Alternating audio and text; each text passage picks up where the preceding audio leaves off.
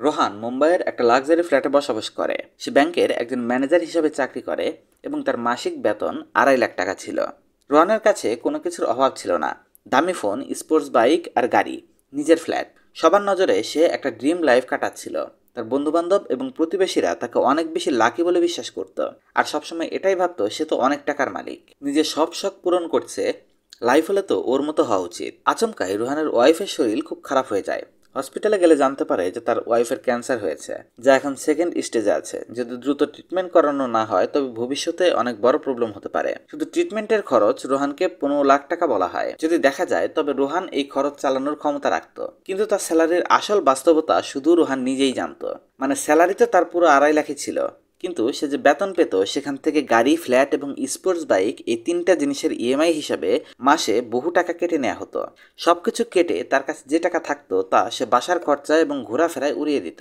মানে রোহানের কাছে অলমোস্ট কিছুই ছিল না এই চিকিৎসা খরচ চালানোর জন্য। তার কাছে এতটুকু সাহসও ছিল না যে সে বন্ধুবান্ধব কিংবা প্রতিবেশীদের কাছ থেকে ধার নেবে, বরঞ্চ তাদের নজরে তো রোহান আইডল ছিল। এজন্য তাকে বাধ্য হয়ে 15 লাখ টাকা সুদি লোন ওঠাতে হয়। কোনোভাবে ওয়াইফের ট্রিটমেন্ট তো হয়ে গেছে, কিন্তু 7% হিসাবে তাকে 1,05,000 টাকার সুদ প্রতি মাসে দিতে হচ্ছে। এখন সে বুঝতে পারে ধনী বাইরে থেকে দেখানোর চেয়ে অনেক বেশি গুরুত্বপূর্ণ ধনী হয়ে ওঠা। রোহানের মতো না জানি এমন কত মানুষ আছে যারা লোন এবং ইএমআই এর সাহায্য নেয় শুধু এই জন্য যে নিজেকে ধনী হিসেবে শো অফ করবে, যাতে অন্যরা তাকে নোটিশ করে, তাকে অ্যাটেনশন দেয়। কারণ সোশ্যাল মিডিয়াতে এগুলোই দেখানো হয়। যার গাড়ি যত দামি, যার বাড়ি যত সুন্দর হবে, যে যত আলাদা আলাদা দেশে ট্রিপ দেবে, সবচেয়ে বেশি লাইক এবং কমেন্ট সেই পাবে। কিন্তু নিজেকে ধনী দেখানোর অভ্যাস এত খারাপ যে এটা আপনার ক্রেডিট এবং ডেট এর জালে আপনাকে ফাঁসিয়ে দেয়, আপনি বুঝতেই পারেন না। এমন নয় যে এই স্ট্যাটাস গেম শুধু ইন্ডিয়া আর বাংলাদেশেই আছে।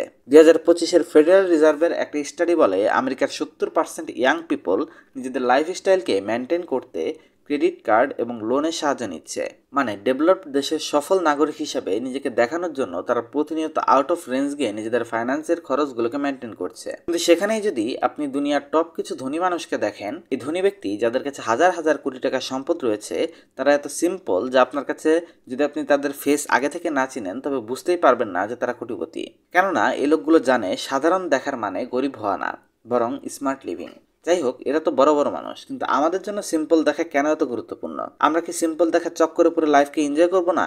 ধনী হওয়ার পরও অ্যাভারেজভাবে জীবনযাপন করার পেছনে একটা সায়েন্স রয়েছে, যা এই ভিডিওতে আপনি জানতে পারবেন। আর সাথে আপনি এটাও জানতে পারবেন কিভাবে সাধারণভাবে চলা আপনার লাইফকে ফাইন্যান্সিয়ালি এবং ইমোশনালি দুই দিক থেকে অনেক ভালো করে দেয়। Why looking normal is important. Warren Buffett, Zuckerberg কিংবা ইলন মাস্কের মতো লোক এমনিতে তো দুনিয়ার সবচেয়ে ধনী ব্যক্তির কাতারে আসে, কিন্তু থাকে খুব সিম্পল লাইফস্টাইলে। কারণ এদের কনসেপ্ট কমন: টাকা জেনারেট করো, একে মাল্টিপ্লাই করো, না তো মানুষ কি বলবে বা মানুষ কি ভাববে বা মানুষের সামনে শো অফ করা তাদের ফোকাস। এখন হয়তো আপনি প্রশ্ন করবেন, এত ধনী ব্যক্তিরা এত সিম্পল লাইফ কেন চালায়? কেননা তারা তাদের সম্পদকে পাবলিকের সামনে রিভিল করতে চায় না। একটা প্রবাদ আছে, যা দেখা যায় তাই বিক্রি হয়। এদের এমন সিম্পল দেখা অনেক রকম ট্যাক্স থেকে এদের বাঁচায়। আর আরও একটা বড় বিষয়, এর মাধ্যমে তারা নিজেদের ইনভেস্টর এবং শেয়ার হোল্ডারদের সাথে কানেকশন বিল্ড করতে পারে সহজে। এরা অন্যদের এটা ফিল করাতে চায় যে তারাও বাকিদের মতো সাধারণ মানুষ, যার কারণে তাদের উপর মানুষের ট্রাস্ট আরও বেড়ে যায়। একে আপনি একরকম ব্র্যান্ডিংও বলতে পারেন।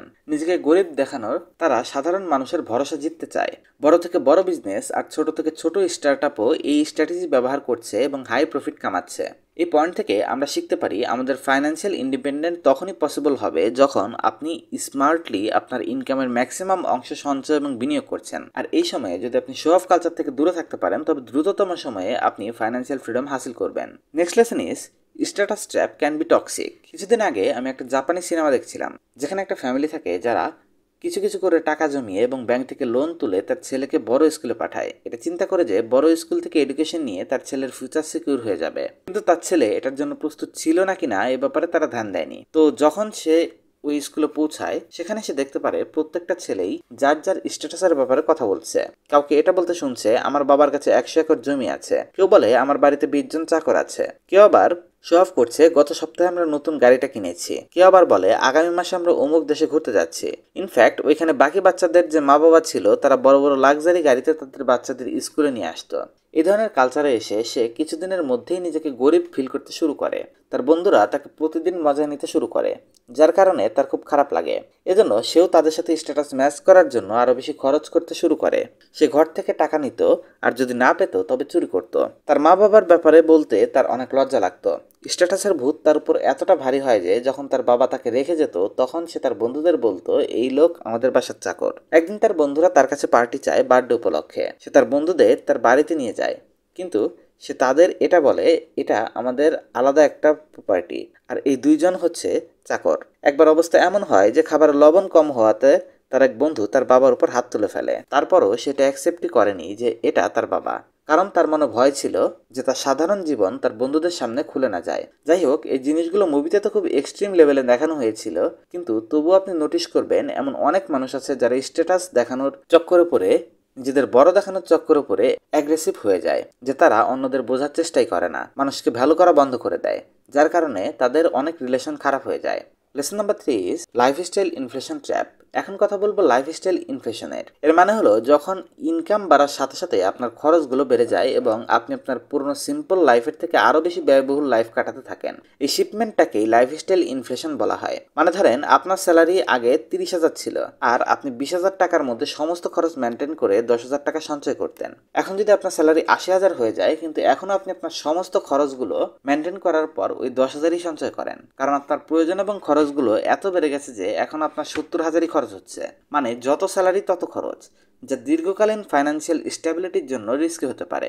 কারণ এর সবচেয়ে বড় লোকসান হলো সেভিং এবং ইনভেস্টমেন্টের ব্যাপারে মনোযোগ না দেয়া। প্রথমে যে জিনিসগুলো আপনার কাছে লাক্সারি ছিল, এখন এগুলো প্রয়োজন হয়ে গেছে। নতুন ফোন, ব্র্যান্ডেড কাপড়, এক্সপেন্সিভ রেস্টুরেন্ট, হাই মেইনটেনেন্স কার, এসব কিছু ধীরে ধীরে লাইফস্টাইলের অংশ হয়ে ওঠে। আর এরপর ব্যক্তি এই সমস্ত জিনিস থেকে বের হতে পারে না, কারণ এর থেকে কম খরচ করলে লাইফস্টাইলের দিক থেকে সে এক লেভেল নিচে চলে আসে, আর উপরে ওঠার পর নিচে নেমে যাওয়া কেউ চয়েস করতে পারে না। এজন্য জরুরি আপনি স্টার্টিং থেকেই একটা সিম্পল লাইফ লিড করুন। যদি আপনি সিম্পল থাকা শিখে যান, তবে আপনার ইনকাম কোটি টাকাও যদি হয়, তবু আপনার খরচ একটা নিয়ন্ত্রণে থাকবে। আমেরিকার একজন বিলিয়নিয়ার ফিলিপস অ্যানচার্ট, যাকে 2023 সালে ফোর্বস ম্যাগাজিন আমেরিকার 45তম ধনী ব্যক্তি হিসেবে ঘোষিত করে, যার পরিচয় লোকজন জানতো না। যখন তারা এটা জানতে পারে, তারা আকাশ থেকে পড়ে, কারণ সে সারা জীবন মানুষের সামনে অনেক লো প্রোফাইল মেনটেন করেছে। তার প্রতিবেশীরাও জানতো না যে সে এত ধনী। তার লাইফস্টাইল থেকে সবাই এটাই শেখে যে কিভাবে কোনো ব্যক্তি এত সম্পদ অর্জন করার পরও এত সিম্পল আর ডিসিপ্লিন লাইফ চালাতে পারে। কিন্তু এখানে একটা প্রশ্ন যা হয়তো এখন আপনার মাইন্ডে আসছে, যদি এভাবেই সিম্পল লাইফ কাটাই তবে এনজয় করবো কিভাবে? এখনই তো বয়স এনজয় করার। দেখুন, এর উত্তর খুব সিম্পল। যদি আমরা এসব বিষয়ে চিন্তা করি, তবে এটা খুব সিম্পল বিষয় যে আমরা কাউকে না কাউকে এমন লাইফ চালাতে দেখেছি এবং আমরা তার দ্বারা ইনফ্লুয়েন্স হয়েছি। কিন্তু বিষয়টা এখানে শুধু ইনফ্লুয়েন্স হওয়ার নয়, ওই ব্যক্তির পজিশন এবং সিচুয়েশনও ম্যাটার করে।